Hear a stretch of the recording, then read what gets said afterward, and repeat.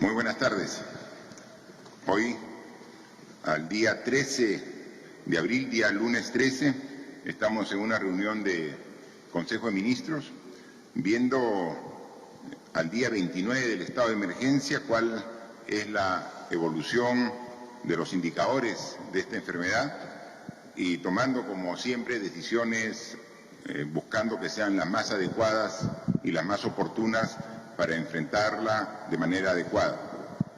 A inicios de esta reunión, el ministro de Salud con su equipo nos ha presentado unos cuadros donde se grafican cuál es la evolución de la enfermedad desde que, como todos sabemos, el día 6 de marzo, el mes pasado, se dio el primer caso.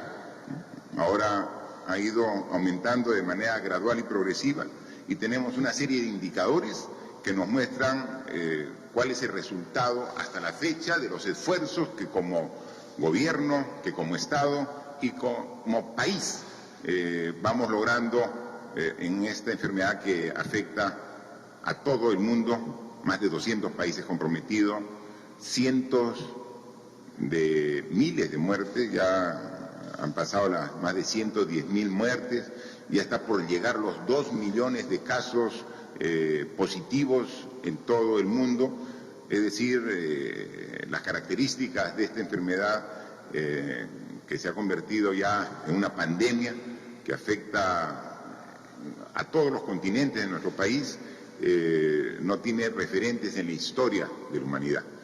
Pero aquí estamos poniendo nuestro mayor esfuerzo y vemos que los resultados son satisfactorios, no los óptimos que quisiéramos.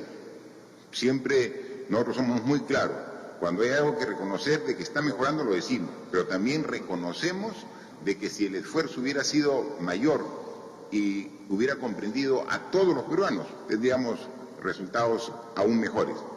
La información que se grafica en 4 láminas que quisiéramos compartir con toda la población se refiere a lo siguiente: sobre los casos nuevos, es información importante. El crecimiento diario hasta el día de ayer, 12 de abril. Aquí tenemos que decir que cuando hemos empezado el estado de emergencia, hace exactamente 4 semanas, recuerden que empezamos un domingo, que al día de ayer domingo cumplieron 4 semanas, y que la primera medida que tomamos era para 2 semanas y luego ampliamos hasta el domingo 12, ¿no? Entonces, ayer hubiera terminado el estado de emergencia, pero luego, después de evaluar de manera objetiva las cifras, tomamos la decisión de ampliarlo hasta el domingo 26, ¿no? Y lo relevante es que en esta última semana hemos incrementado de manera significativa el número de pruebas para tener un mayor detalle del contagio y dónde está ubicado. Y yo tengo aquí, por ejemplo, el resumen de los resultados de las muestras hasta el día de hoy. Hasta hoy se han tomado 87.116 muestras. El lunes pasado, exactamente hace una semana, yo reportaba que habíamos tomado 20.414 muestras. Es decir, en 3 semanas habíamos muestreado a 20.000 ciudadanos en nuestro país. Y ahora, en tan solo una semana, hemos muestreado a 67.000 ciudadanos. O sea, más del triple de lo que se hizo en las 3 semanas anteriores. Eso da lugar a que el número de casos positivos aumente, porque estamos tomando una muestra mucho mayor. Y aquí hay que ser claros, el universo de peruanos son 32 millones y algo más. El universo, 32 millones. Si pudiéramos tomar a los 32 millones, sabríamos exactamente cuántos hay en total en todo el país de ciudadanos contaminados con el COVID-19. Eso no se puede hacer, ni aquí ni en ningún país del mundo es factible hacer. Entonces hay que hacer muestras.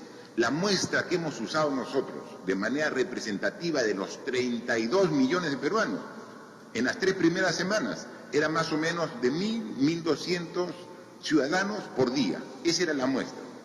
Los expertos nos dijeron que era una muestra muy pequeña. Hay que aumentar la muestra. ¿A cuánto?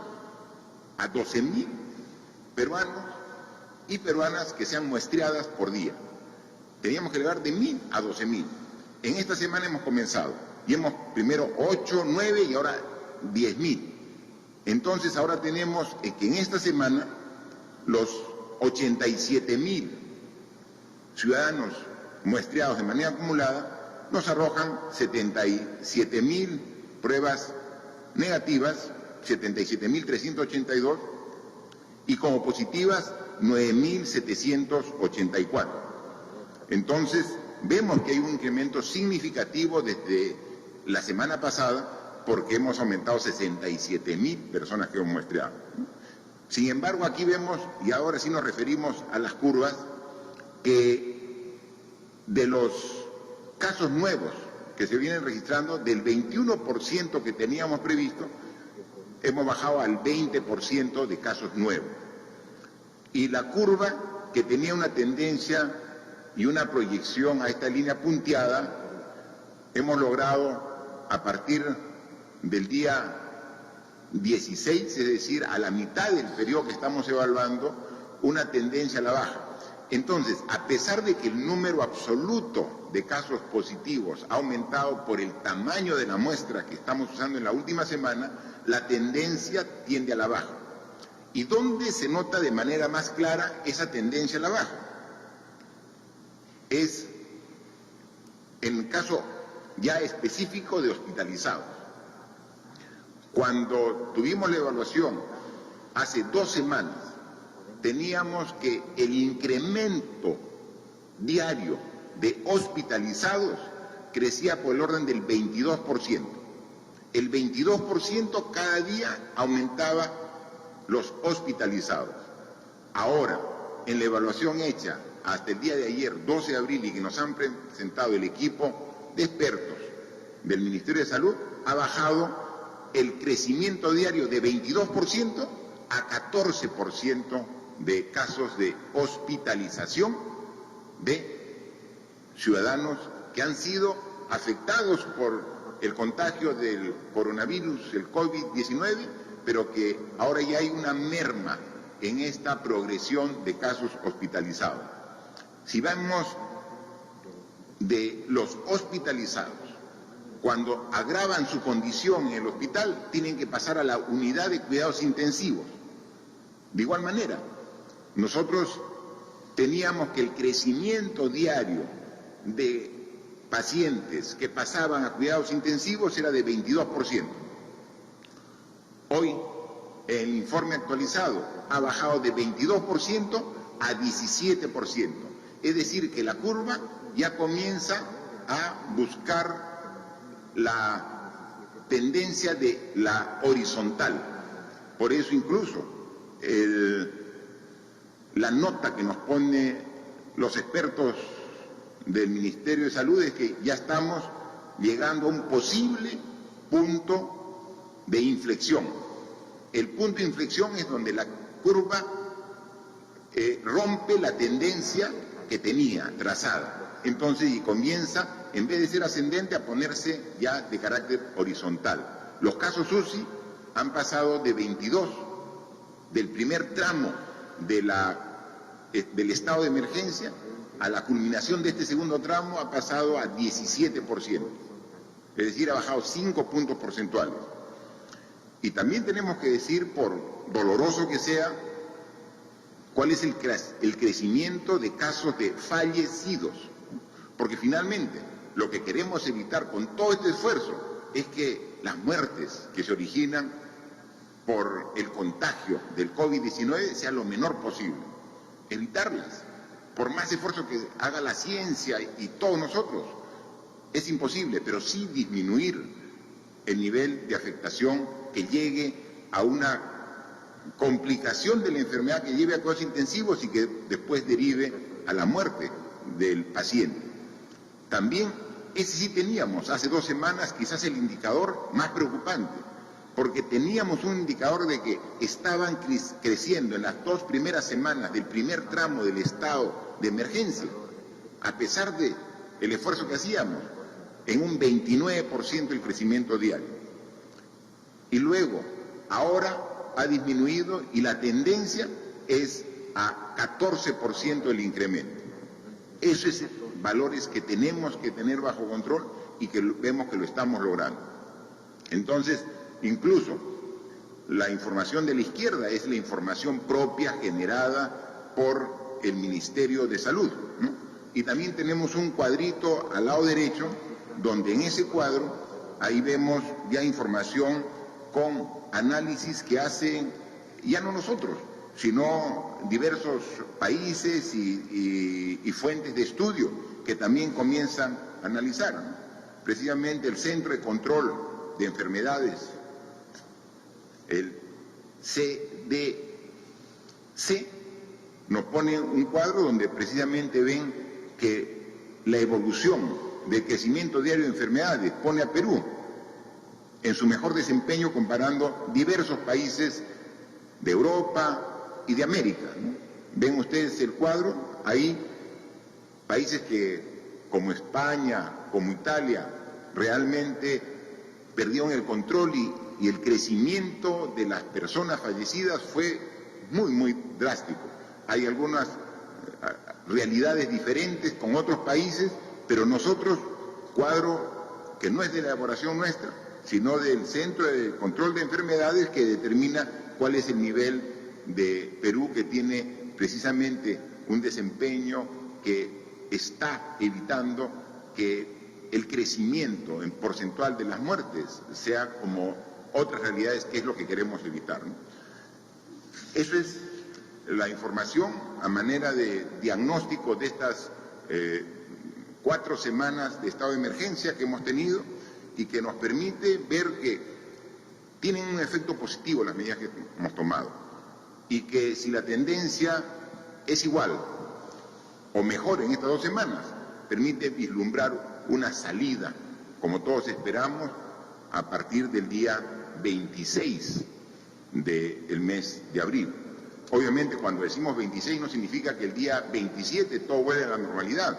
Va a ser un proceso gradual para poder ir con un control muy a detalle de actividades, porque todo lo que vamos logrando se podría perder si es que se abre para una actividad previa al estado de emergencia. Entonces tiene que haber todavía un trabajo para mantener esto en las 2 semanas que quedan, con algunas medidas que estamos discutiendo aquí en Consejo y se las voy a dar a conocer, y de ahí en adelante una gradualidad para retornar a las actividades que todos esperamos podamos retomar. Por eso, complementando, es de que a la fecha tenemos 901 pacientes que se encuentran hospitalizados, de los cuales tenemos 143 pacientes con ventilación mecánica en UCI, cuidados intensivos. Como hemos dicho, ya tenemos dispuesto ahora más de 500 unidades en cuidados listas para recibir a pacientes en cuidados intensivos, y nos hemos puesto como meta todo el sistema de salud duplicar a 1000 puestos de camas debidamente equipadas con su ventilador mecánico para poder atender una cantidad de este tamaño de 1000 personas que puedan requerir cuidados intensivos. Hasta la fecha el requerimiento es de 143 y, como dicen, la tendencia en la curva ha comenzado a bajar los requerimientos en su tasa porcentual. Y este esfuerzo no solamente es a nivel de Lima, es a nivel nacional. Estamos coordinando con las diferentes regiones para ir mejorando su capacidad de respuesta. Yo he estado personalmente la semana pasada en Tumbes. Han ido equipos del Ejecutivo, del Gobierno, a regiones como Lambayeque, Loreto, Arequipa, Tacna, coordinando estrechamente con las autoridades regionales, locales, para sumar esfuerzos. Como ustedes saben, se ha formado el Comando de Operaciones del COVID-19, que está liderado por la doctora Pilar Mazzetti. Ella misma está viendo y coordinando. Y en cada una de las regiones se está formando también comandos regionales para el COVID-19. No está de más aprovechar los medios de comunicación para pedir a las autoridades locales, a las autoridades regionales, a la población, todo su apoyo para este comando, porque hay que coordinar, articular las decisiones más importantes. Por ahí yo he visto también algún reclamo de algún gobernador regional diciendo de que por qué no es el propio gobernador el que lidera el comando de operaciones regional. Es que esa no es la idea. Aquí quien lidera el Comando Nacional de Operaciones es la doctora Pilar Mazzetti.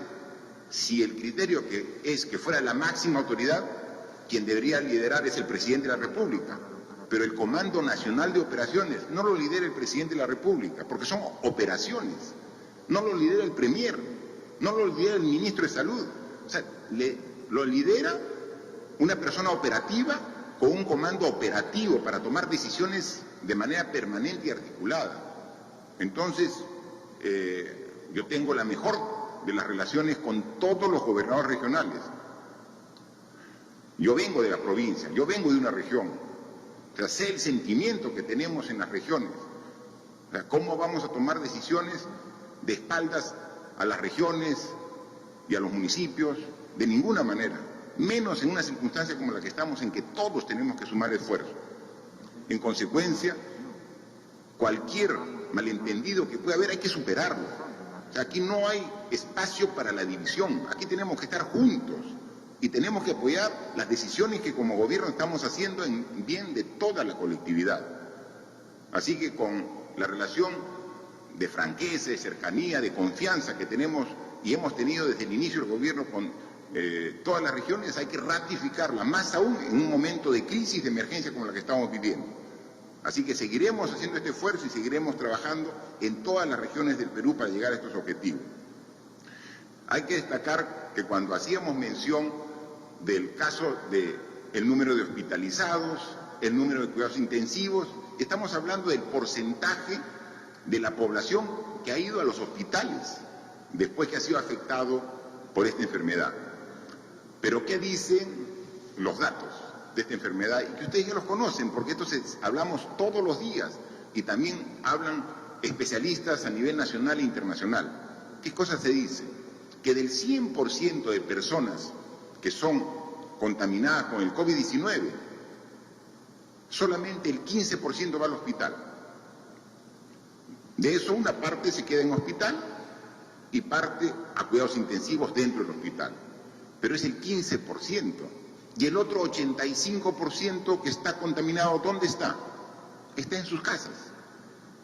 Porque tienen la enfermedad, pero o no tienen síntomas, o tienen síntomas muy leves. Entonces, el esfuerzo que estamos haciendo como gobierno y como Estado es mejorar la capacidad de respuesta para el 15% que va a los hospitales.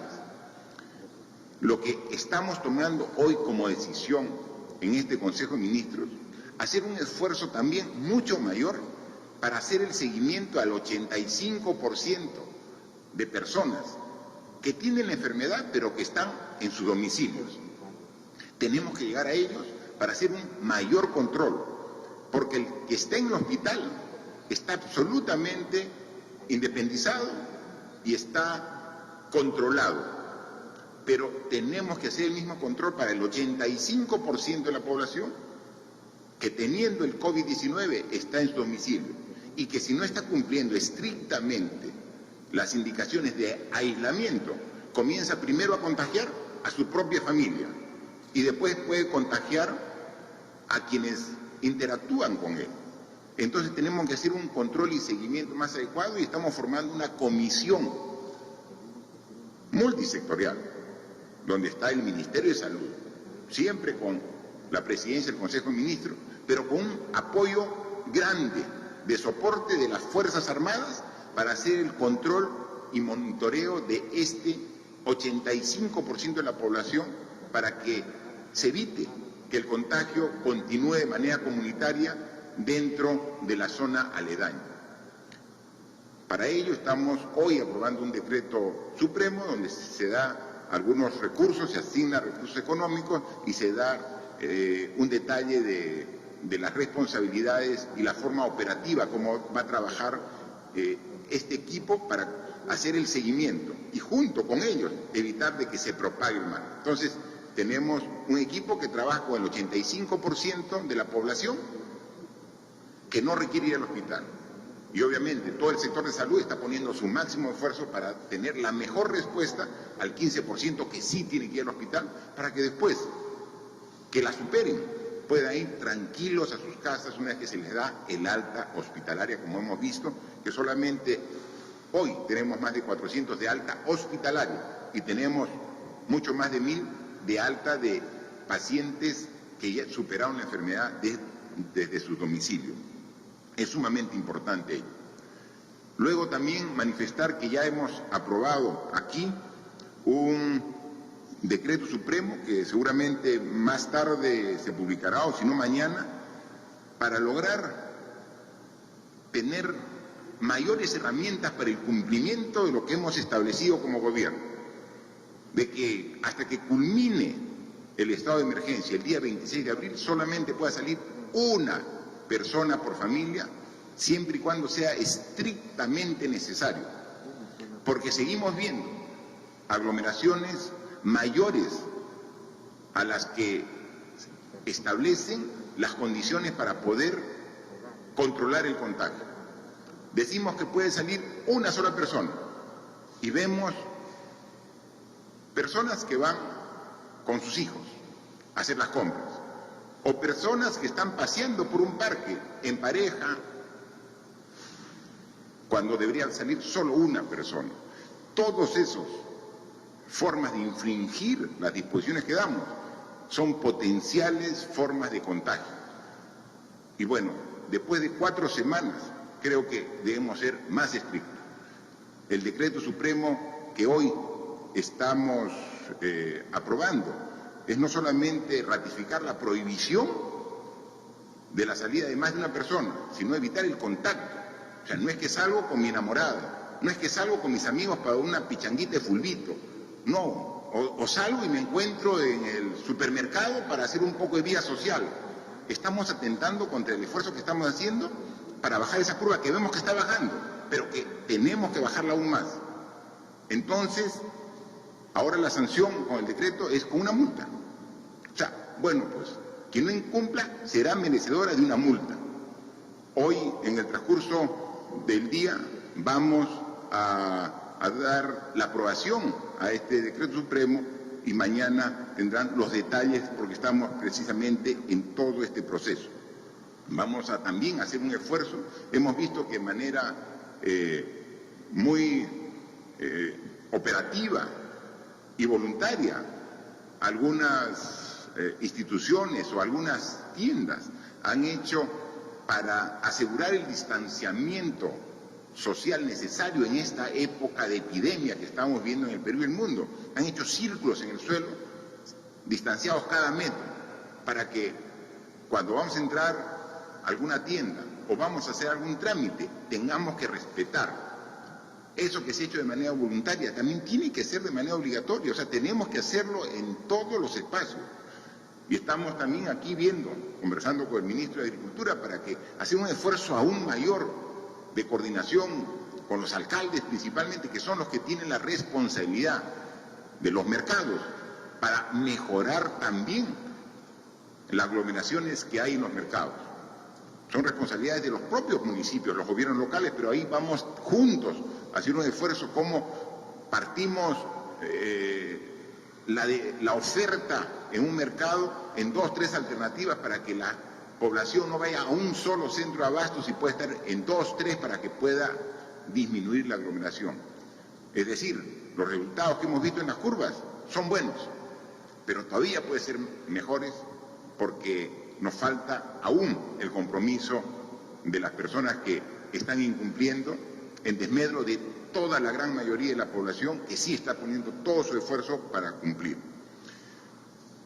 Hoy también hay que manifestar que hemos aprobado ya la versión final de un decreto de urgencia en materia laboral.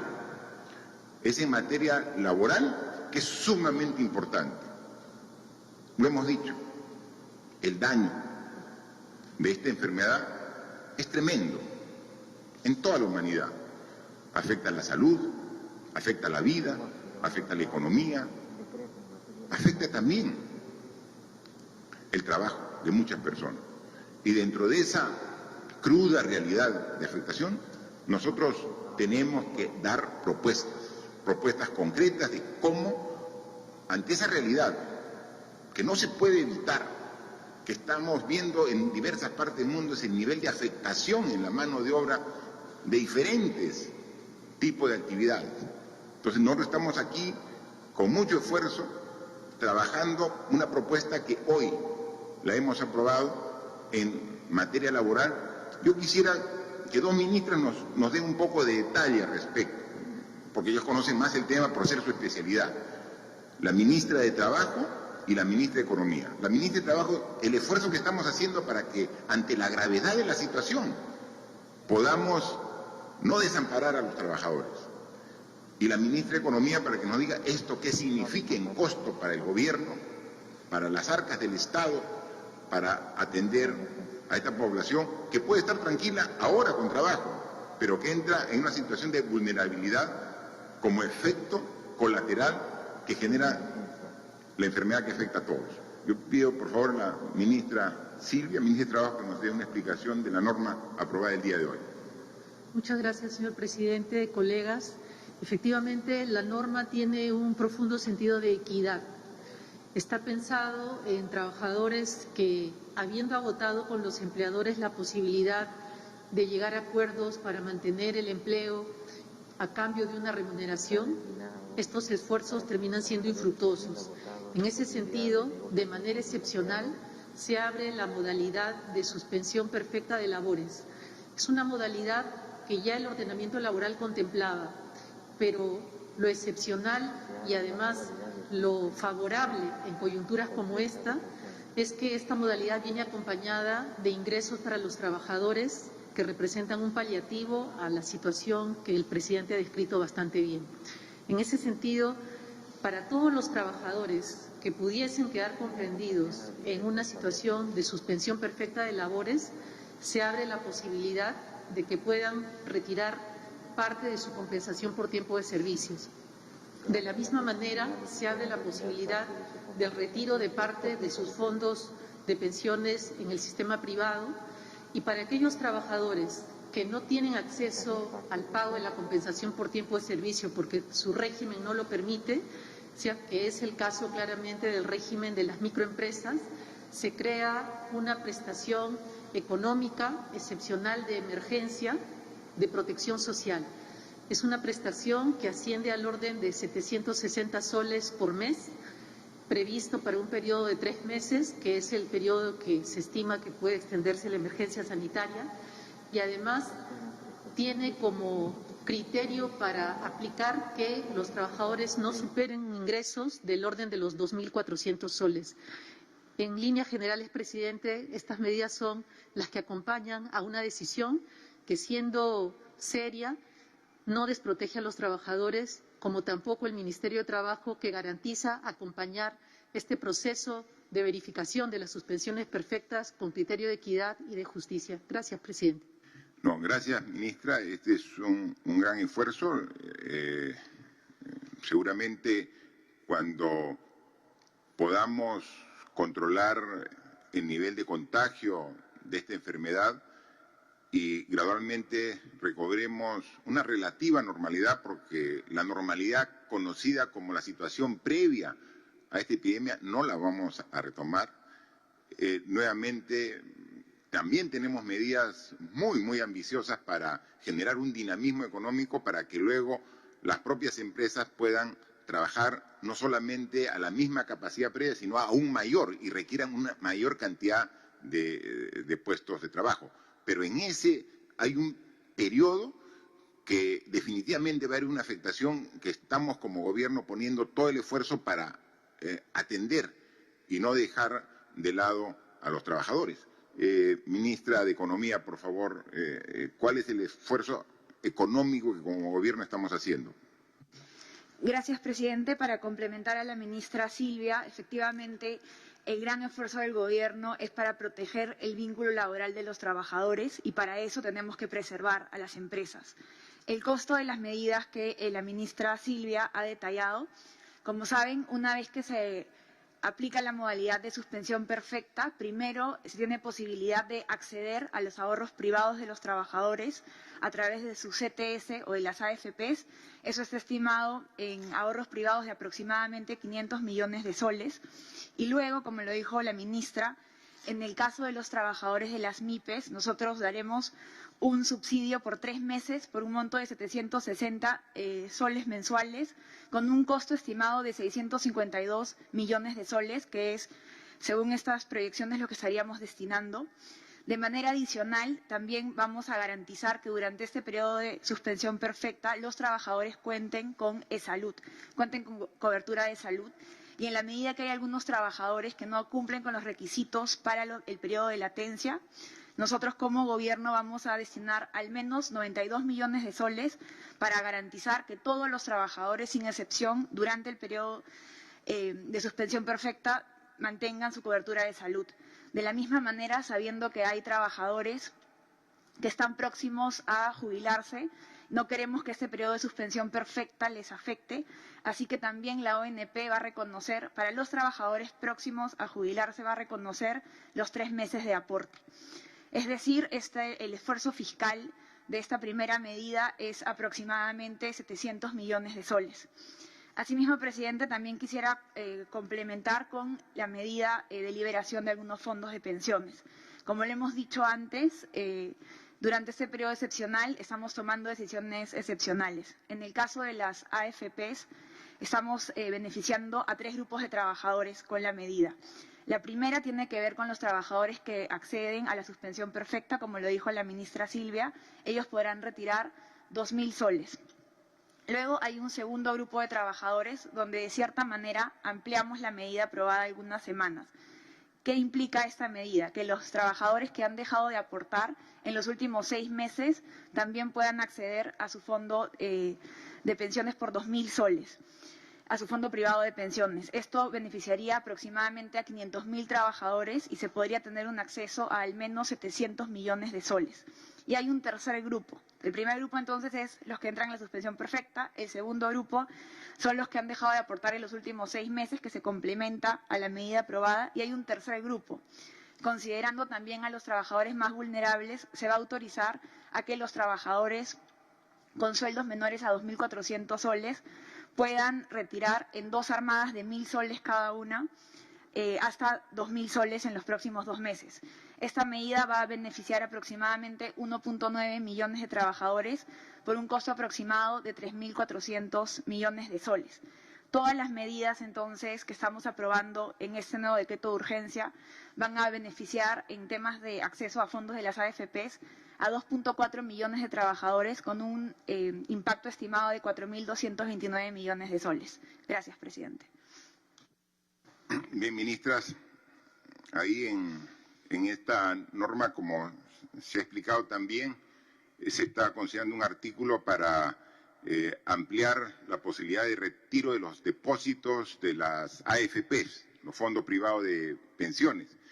Nosotros ya en una norma anterior permitimos, a través de un decreto de urgencia, que los trabajadores que ya no estén laborando, que no estén en planilla, puedan retirar hasta 2.000 soles. Pero era si tenían más de 6 meses sin aportar a la AFP.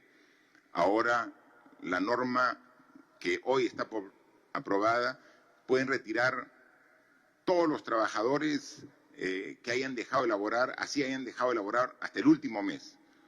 Si tienen menos de 2.000 soles como aporte, pueden retirar todo. Y si tienen más de 2.000 soles en aporte, pueden retirar hasta 2.000 soles. Eso es si no están trabajando.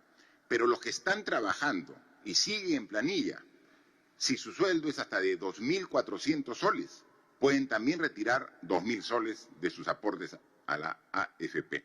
¿Qué quiere decir esto? La primera norma que dimos en un decreto de urgencia anterior alcanzaba y beneficiaba a 3.077.000 aportantes al fondo de pensiones. Con esta norma tenemos más o menos incorporados a ese beneficio alrededor de 2,5 millones de aportantes más del sistema privado de pensiones. Entonces, son 5,5 millones de personas que pueden retirar hasta 2.000 soles, que son los que realmente necesitan.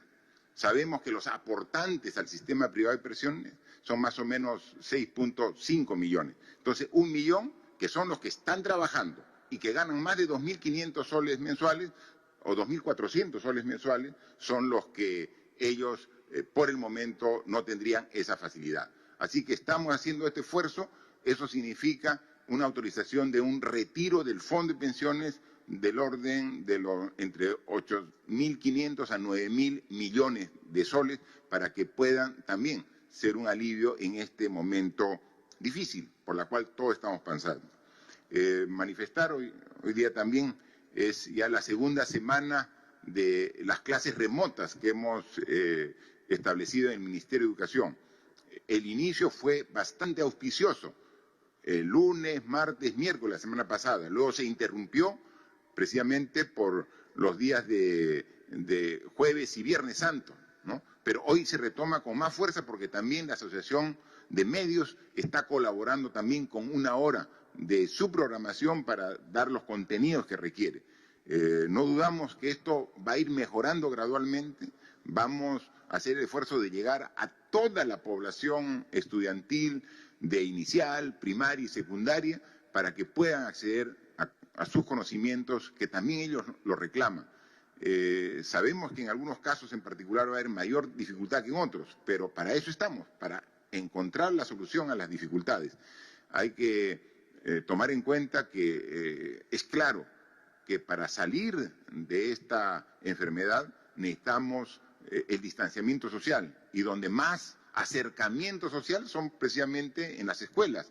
Entonces, todavía es una de las actividades que va a demorar en retomar su actividad normal presencial, pero como queremos no castigar a los alumnos con la falta de conocimientos, es que estamos a través del Ministerio de Educación haciendo todo el esfuerzo para llegar a este objetivo. Se han adquirido una serie de materiales necesarios para poder combatir esta enfermedad. Por ejemplo, se han hecho algunas adquisiciones también aquí en Brasil, ante la dificultad de la entrega de los proveedores. Se ha dispuesto que un avión de la FAP vaya directamente a Brasil a traer este tipo de materiales que son tan necesarios y tan importantes para el Ministerio de Salud. Hay una adquisición importante que se ha hecho también de materiales de equipos de protección para el personal, más pruebas para tener una mayor cantidad de muestras a nivel nacional, que están en China y que hubo algunas dificultades la semana anterior, pero comentan que ya para el día de mañana está superada y estamos también reabasteciendo, que es necesario, porque los materiales se van acabando y entonces necesitamos reponer los stocks para poder atender como es conveniente y como corresponde, ¿no? Como ustedes pueden apreciar, después de 4 semanas tenemos que hacer una evaluación que hoy día se las hemos presentado, y siendo esta evaluación objetiva, nos permite avisorar de que si reforzamos nuestro comportamiento en estas 2 semanas, si cubrimos los espacios que tenían todavía espacio de mejora, podemos lograr el objetivo que nos hemos propuesto. Depende de todos. No es que hayamos superado esta enfermedad, no, estamos todavía en pleno proceso. El esfuerzo de todos los peruanos rinde sus frutos, pero todavía no hemos cumplido la meta. O sea, si alguien se confía con una tendencia a la baja en las curvas de hospitalización, de cuidados intensivos o de letalidad, entonces el efecto sería contraproducente. Aquí la intención es siempre hablar con la verdad a la gente, a la ciudadanía, como siempre lo hemos hecho. Sí, hay una mejora en la tendencia en la curva, pero estamos lejos de lograr el objetivo. Y son claves estas 2 semanas. Por eso estamos tomando decisiones en conjunto para poder controlar a los que den positivo, pero mucho más intensamente. Por eso vamos a poner multa a los que no cumplan lo que está dispuesto por las normas y lo que hemos dado en las anteriores disposiciones que hemos hecho llegar. Entonces, si logramos todos reforzar nuestro comportamiento, mejorar el nivel de responsabilidad de todos los peruanos, yo estoy seguro que vamos a vencer de esta situación tan complicada por la que está pasando todo el mundo y nosotros también. Pero tenemos la fortaleza, tenemos la convicción, tenemos la voluntad de encarar este enorme reto que estamos trabajando juntos y que con una visión nacional que es importante, porque si bien el virus llegó por Lima, ahora está en todo el país y la respuesta tiene que ser así en todo el país, con responsabilidad. Problemas hay, por supuesto. Ahora uno de los problemas que tenemos es que hay grupos de personas importantes, de ciudadanos, que son de Piura y están en Lima, que son de Junín y están en Huancavelica, que requieren retornar a su región de origen y entonces esperaron 15 días. Han esperado 15 días más y ahora nos llegan documentos, nos llegan pedidos, permítanos regresar, tómennos la prueba de que estamos bien, pero queremos llegar. Entonces, eso es uno de los problemas que tenemos que analizar ahora. Pero como tenemos que trasladar gente dentro del mismo territorio, porque las fronteras están cerradas hacia los países vecinos, tenemos que conversar con las autoridades regionales y locales para buscar un mecanismo para que por humanidad también podamos ver que las personas, con la seguridad del caso, puedan regresar a su seno familiar. Son tareas, son problemas que se presentan, pero estamos aquí para resolverlos, con voluntad, con responsabilidad, con entrega, como tenemos que hacer los que queremos a nuestro país. Ahora dejamos a las preguntas que los medios de comunicación hayan tenido a bien elaborar. Gracias, señor presidente. Iniciamos entonces la ronda de preguntas virtuales. La primera pregunta es de Radio Onda Azul de Puno. La pregunta dice: se anunció desde el Ministerio de Educación destinar un presupuesto de 7 millones de soles para la educación virtual. ¿Ese dinero será transferido a las direcciones regionales de educación y UGEL o será centralizado en Lima, ya que las zonas rurales necesitan ser atendidas como las zonas urbanas en el tema de educación a distancia? Sí, por favor, ministro de Educación. Muchas gracias, presidente. Me quería sumar, si me permite, rápidamente a la evaluación de esta primera semana que hemos tenido de la estrategia Aprendo en Casa. Y quería, en primer lugar, agradecer a todo el país, en realidad, a toda la sociedad, por haber respondido tan favorablemente a esta iniciativa. Son muchos los desafíos que tenemos que resolver, sobre todo, en particular, en relación al acceso de los estudiantes de las zonas más remotas y con mayores dificultades de conectividad, pero estamos viendo todos los esfuerzos para poder resolver ese problema lo más pronto posible.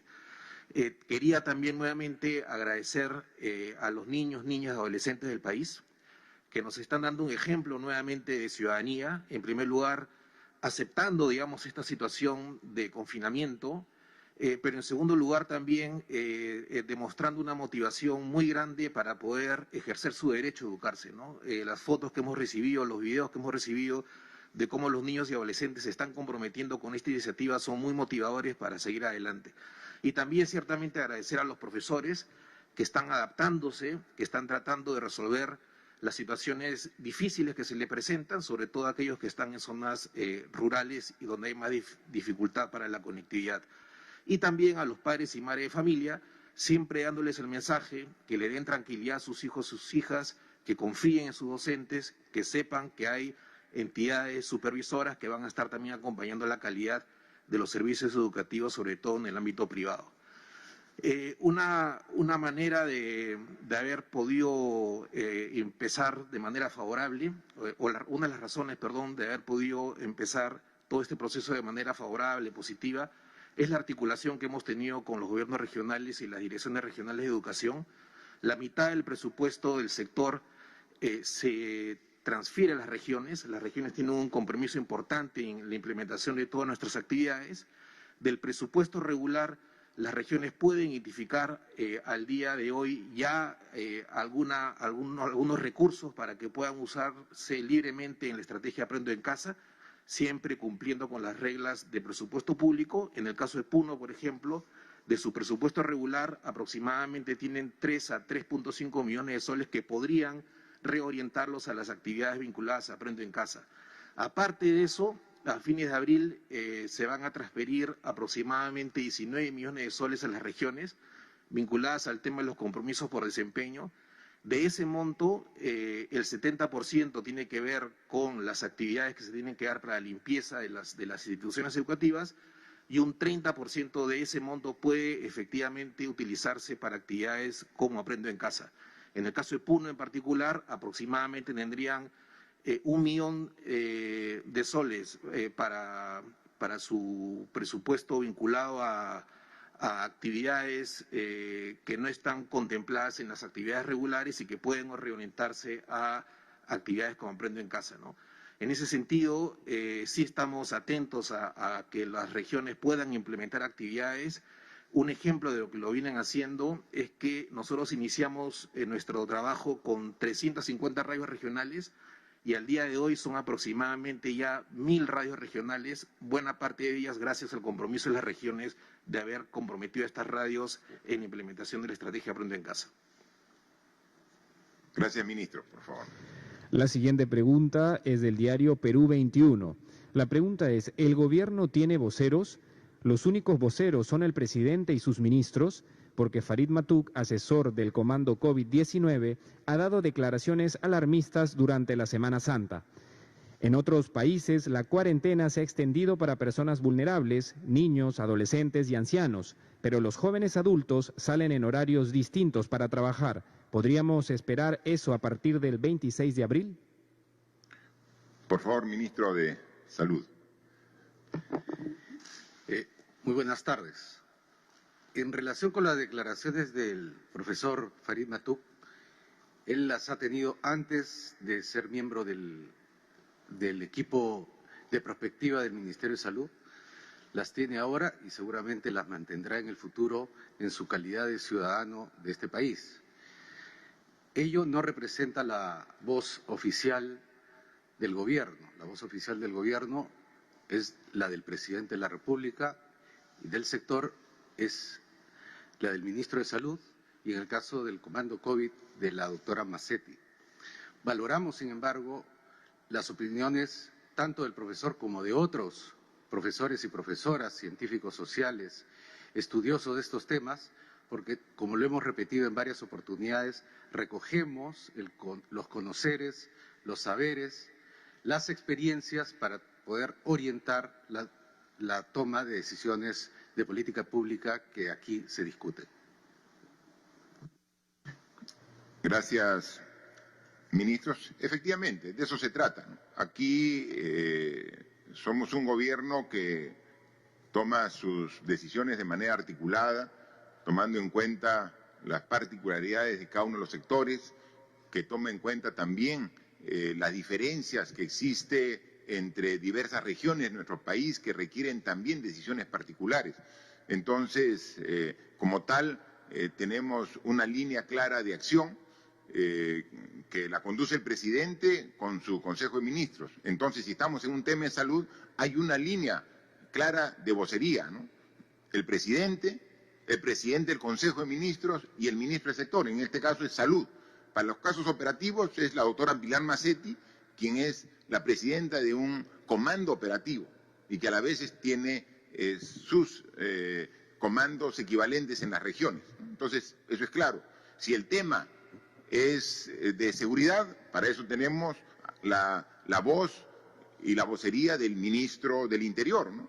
En temas educativos, el ministro de Educación, en temas de atender a las poblaciones vulnerables, está el Ministerio de la Mujer y Poblaciones Vulnerables, como también el Ministerio de Desarrollo e Inclusión Social. Y cada quien interviene con mucha claridad sobre el esfuerzo que estamos haciendo para poder superar esta situación tan compleja y difícil. Así que estamos trabajando todo ello. Si algún profesional de diferentes especialidades opina, es reconocida su opinión, ¿no? Pero finalmente las decisiones se toman aquí, en este espacio, con el informe de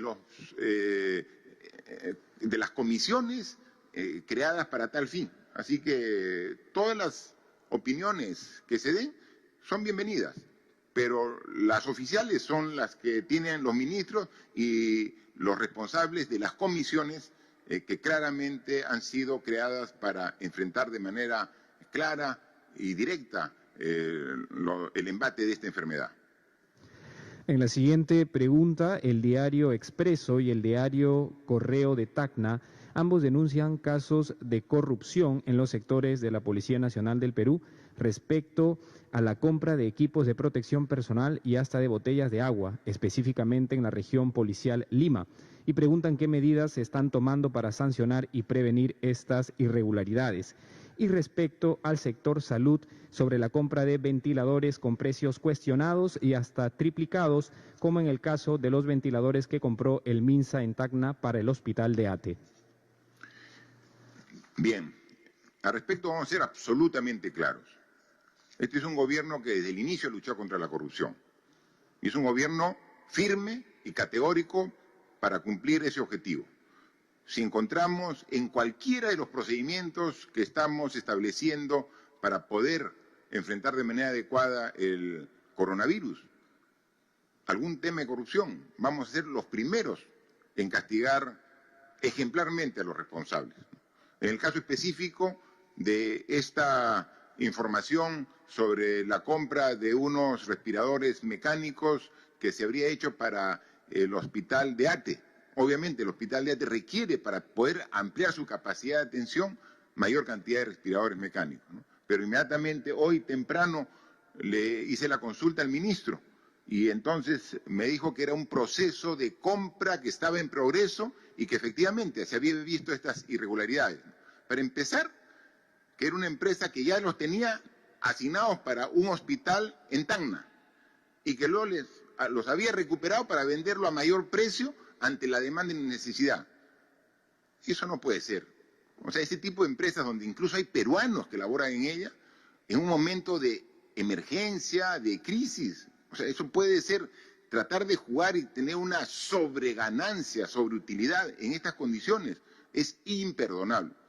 He dispuesto al ministro para que esa compra, o sea, se deje sin efecto. O sea, de ninguna manera podemos nosotros avalar un aprovechamiento mercantilista en una situación de emergencia, ¿no? Sabemos que los precios de los productos, los equipos, los implementos han subido de precio por la alta demanda. Y entonces ahí estamos en un esfuerzo no solamente dentro del país, sino con las necesidades de todos los países para poder adquirir. Pero eso de que un bien que ya estaba asignado a una región con un precio específico se lo retire para subirle el precio, o sea, eso es inaceptable y no vamos a permitirlo, ¿no? Sobre los detalles, a ver si nos puede dar un poco mayor de ampliación el propio ministro de Salud. Efectivamente, señor presidente, y gracias por permitirme ampliar en el tópico. Efectivamente, nosotros identificamos estas y otras prácticas en diferentes niveles en el Ministerio de Salud, desde lo pequeño hasta estas compras de ventiladores. Para lo pequeño nosotros hemos desarrollado ya una estrategia para evitar el robo sistemático de los equipos de protección personal que se están dando prácticamente en todos los hospitales del país, y es un robo sistemático, cotidiano, que nos está debilitando en nuestro accionar. Para eso se han conformado, se están en proceso de conformación los comités de profesionales de esos hospitales y de trabajadores de esos hospitales para vigilar el uso adecuado de esos equipos. Pasa lo mismo con las pruebas rápidas, que el día de ayer, gracias a la intervención de la Policía Nacional, se pudo intervenir una práctica también de robo de las pruebas rápidas. Como usted ha dicho, señor Presidente, estamos vigilantes de que el uso de los recursos públicos sea el adecuado. En este caso en particular, nosotros hemos enfrentado igual en el mercado, según las referencias de este proceso de compra, un incremento sustantivo de los precios, pero en todos los ofertantes. Se identificó a esta empresa como la que tenía el menor precio del mercado y la entrega en el menor tiempo posible. Como lo he explicado en este escenario, nosotros también calificamos muy alto la oportunidad porque la violencia de esta pandemia así lo amerita. En términos de oportunidad y de precio, se eligió esta empresa. Sin embargo, en el proceso tuvimos la denuncia de que estos productos habían sido trasladados de otra parte del país y ya habían sido pagados en esa otra parte del país. Nos estaban revendiendo este producto. Entonces, amparados adicionalmente, no solamente en su indicación de que pase a manos de la Procuraduría, amparados en los decretos que nosotros hemos aprobado, estos productos, como ya han sido pagados, estamos evaluando la posibilidad de seguir utilizándolos porque nosotros tenemos la capacidad de mover implementos hospitalarios de un lugar a otro del país, allí donde más se requiera, y que es lo que hemos venido haciendo en el caso de del INEM, soportando o apoyando a Tumbes y en otras regiones. Muchas gracias, ministro, pero hay que tomar en cuenta, y eso lo conoce perfectamente el Premier, que algunas formas de corrupción no se presentan solo en el Ministerio de Salud, también puede estar en otro sector y tenemos que responder así con la misma fuerza y energía para que de encontrar algún aprovechamiento de esta situación de emergencia por algún funcionario, algún empleado público, o sea, ser categóricos en la respuesta y ejemplares en el castigo de estos casos de corrupción, especialmente en una situación tan difícil para todos los peruanos. Por favor. Gracias, señor presidente. Para culminar esta ronda tenemos la pregunta de la Asociación de Prensa Extranjera en el Perú, APEP. La pregunta dice: los profesionales médicos de la comunidad venezolana en Perú han ofrecido colaborar para frenar la propagación del virus.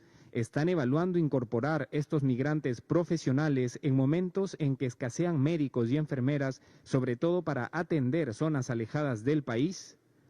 ¿Cuál es la respuesta del gobierno ante pedido del gremio empresarial Confiep de tener manos libres para despedir a los trabajadores, suspender las licencias pagadas y hasta postergar el pago del fondo de desempleo llamado CTS debido a la crisis por la emergencia? Bien, pero la pregunta anterior hablaba de una denuncia en el Ministerio de Salud, pero también había otra denuncia en el Ministerio del Interior, ¿no?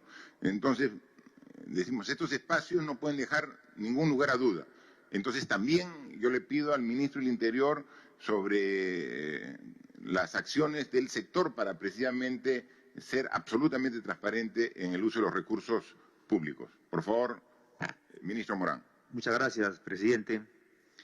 Efectivamente, tuvimos conocimiento a través de un programa de televisión de una denuncia que se habían hecho compras irregulares en la Dirección de Administración de la Policía Nacional. La primera compra fue anulada. En la segunda compra, el proveedor entregó los bienes, pero al observarse irregularidades en la calidad del bien, este pago ha sido suspendido.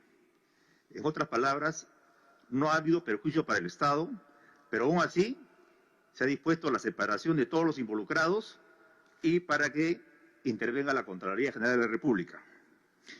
Para prevenir estos actos, presidente, me he puesto en contacto con la ministra de Producción y a partir de la fecha, la Oficina General de Administración del Ministerio del Interior va a centralizar todas estas compras para así evitar que cuando se diseminen compras pequeñas se generen espacios para procesos dudosos.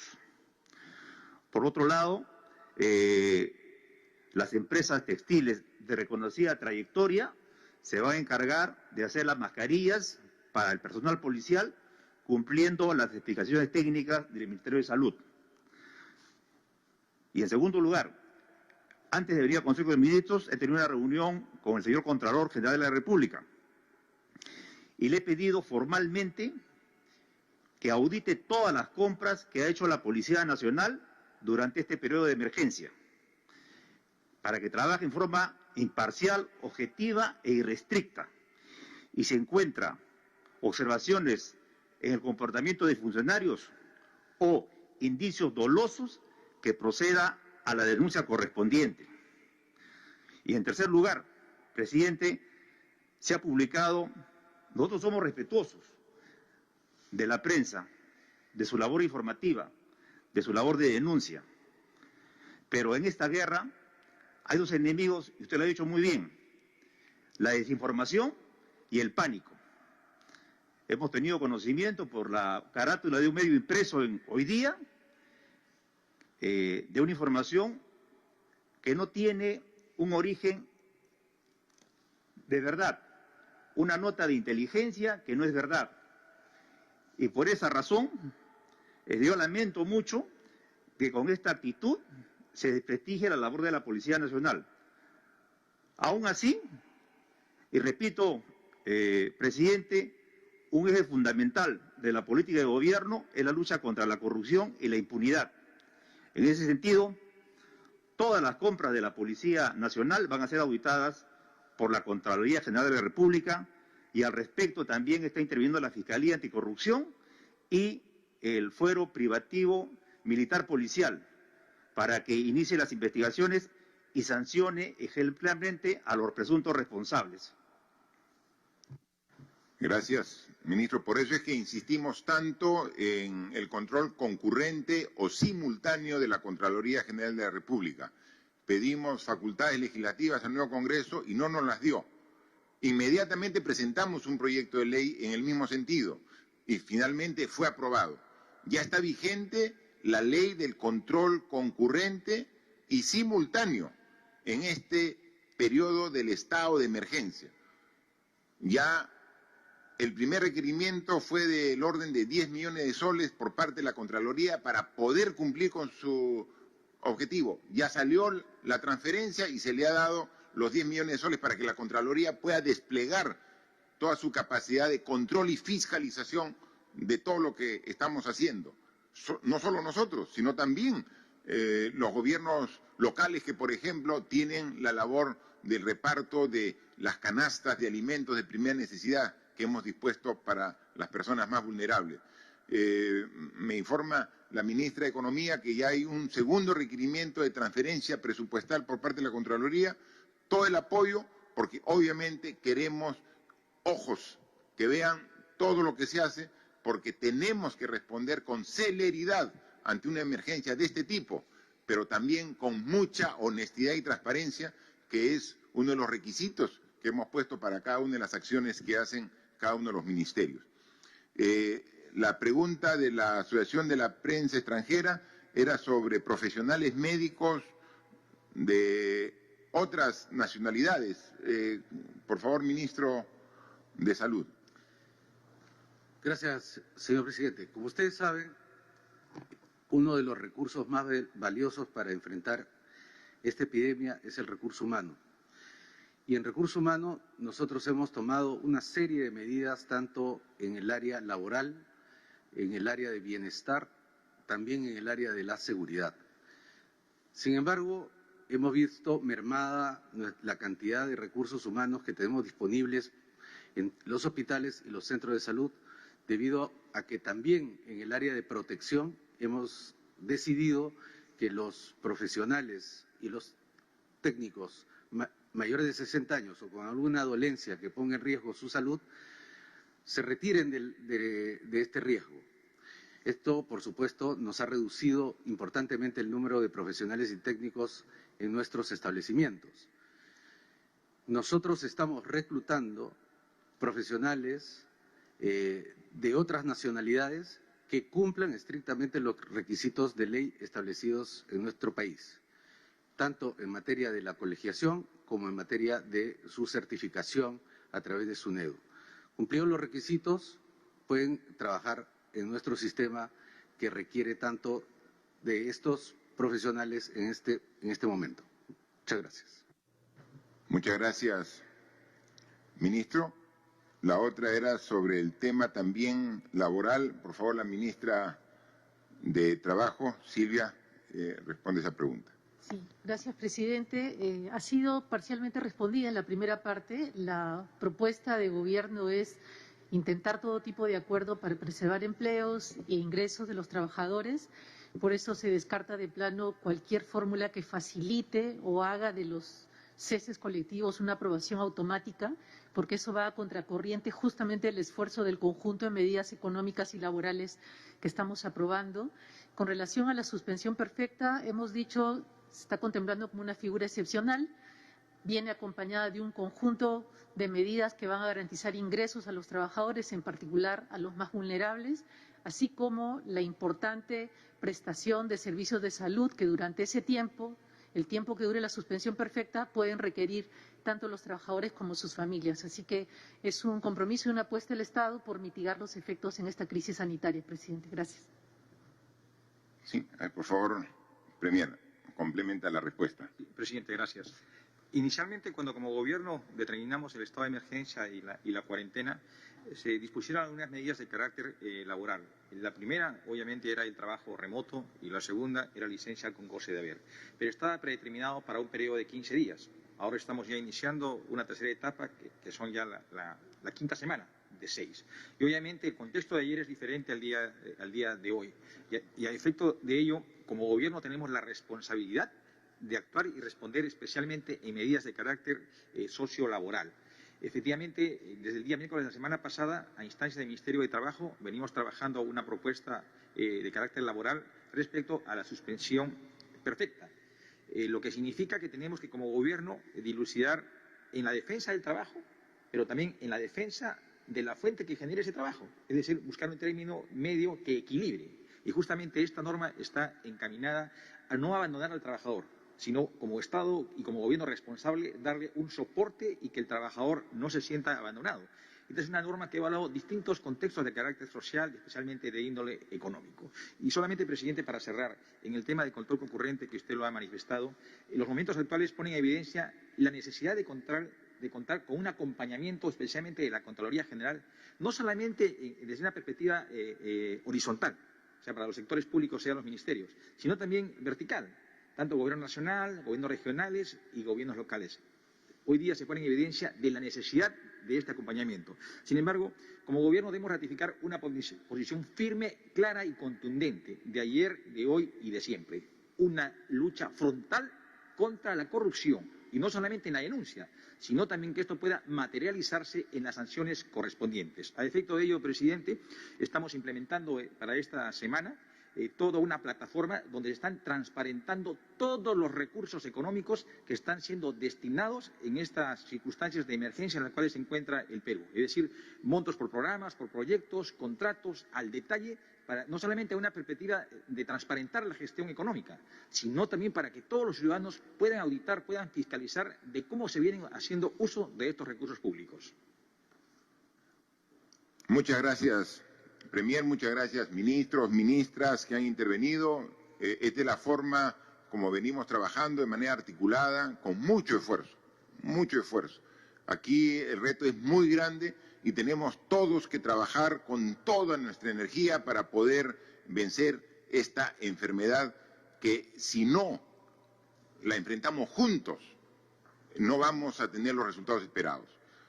Estamos en un camino que nos permite avisorar un buen resultado si estas 2 semanas todos hacemos el esfuerzo adicional que hemos demandado desde el inicio. Somos conscientes de que la mayoría de la población ha tenido una actitud responsable, ha tenido una actitud solidaria para comportarse de manera adecuada, respetando las indicaciones que hemos dado como gobierno. Ha habido también parte de la población, felizmente, en una cantidad, en un porcentaje menor que no lo ha hecho. A ellos va nuevamente el llamado, no solamente por la multa a la cual van a tener que asumir en caso incumplan, sino por un tema de responsabilidad y solidaridad con todos los peruanos. No esperemos pasar por experiencias que vemos en otras realidades. Esto no va a ocurrir aquí en el Perú, porque vamos a comportarnos de manera adecuada, porque todos juntos vamos a actuar de manera solidaria, pensando en cuidar a mí, a mi familia, pero también a todos los peruanos. Depende de nosotros. Son cosas simples las que hemos pedido. Higiene, lavado de manos. Si salimos a la calle fuera de nuestro domicilio, tenemos que tener mascarilla. Mantengamos la distancia social. 1 metro por lo menos de diferencia con los que circulan alrededor de mí. Y lo más importante, solamente sale una persona de la casa en caso sea estrictamente necesario. ¿Es tan difícil cumplir esas indicaciones tan simples?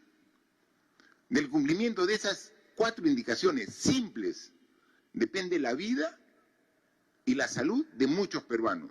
Quizás no de uno mismo, pero sí de nuestro familiar, de nuestro vecino, de nuestro compañero de labores.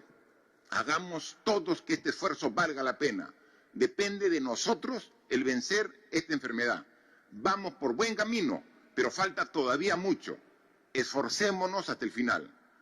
Muchas gracias. Señoras y señores, la conferencia de prensa ha concluido. Se agradece a los medios de comunicación nacionales y extranjeros por las preguntas remitidas el día de hoy. Buenas tardes.